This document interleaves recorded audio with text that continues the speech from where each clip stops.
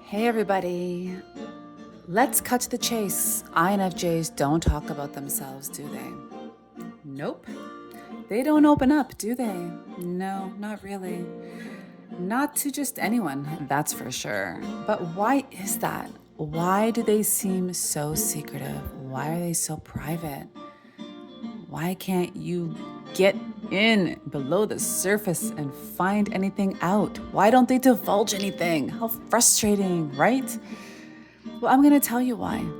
There are some reasons, some key reasons. Of course, everyone's psychology is different, so some people may have different reasons, but I'm going to touch on the majors, okay?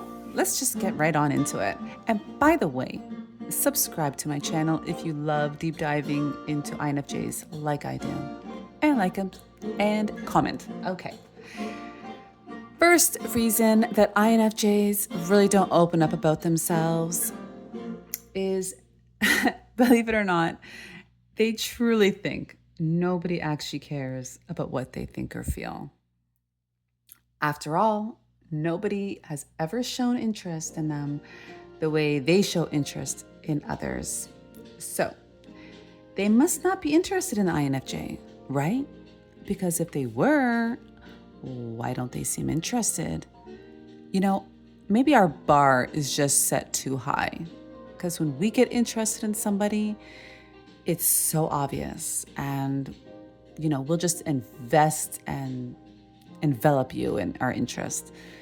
So for us, if someone's just meh, we just assume they really don't care.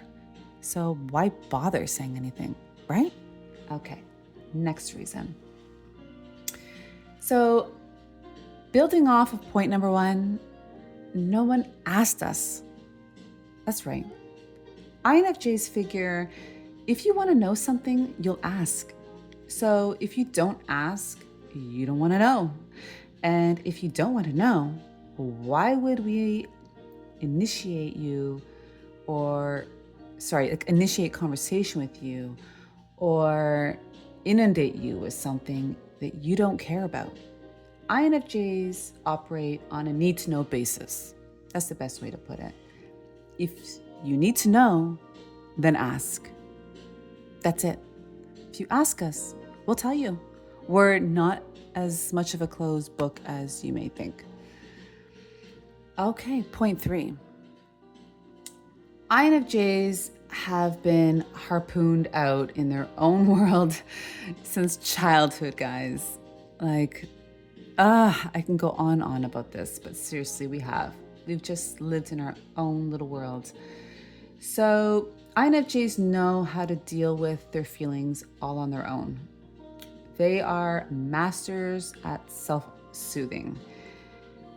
They have learned to be their own therapist, their own friend, and it's hard to imagine that somebody could ever fill that role for them.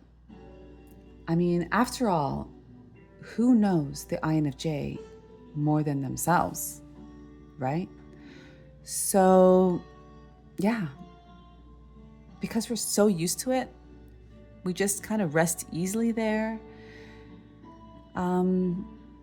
We don't really feel the need to outsource, someone to express feelings to, because we can just do it to ourselves. We've been doing it our whole lives.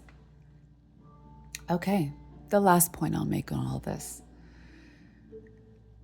They believe that if they really tell you what's on their mind, you'll think they're crazy.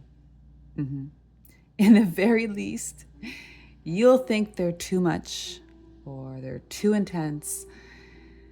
They know that most people don't dive as deep, okay? Most people just don't dive as deep as the INFJ with their thoughts. So in order to stay at status quo, they play the part and they stay shallow.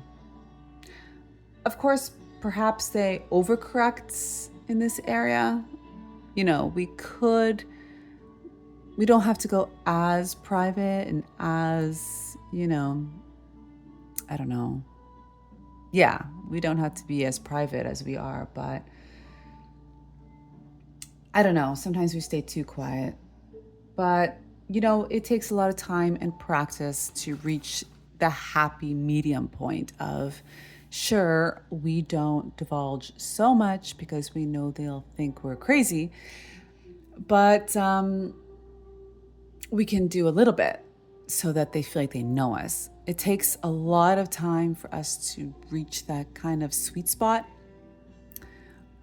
socially and whatnot. So, which is why I always say you got to practice. You got to practice your social skills and really just feel out and learn for yourself where the sweet spot is. But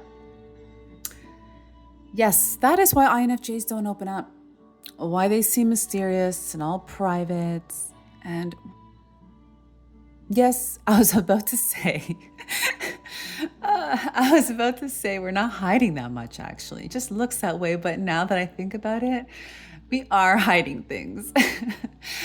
But it's not anything crazy. Like, we're just hiding how intense we are and, how deeply we feel about things. But I don't know. It just takes a certain kind of person to bring that out in us. And I should say, like, if someone's able to bring that out in us, oh man, we're screwed.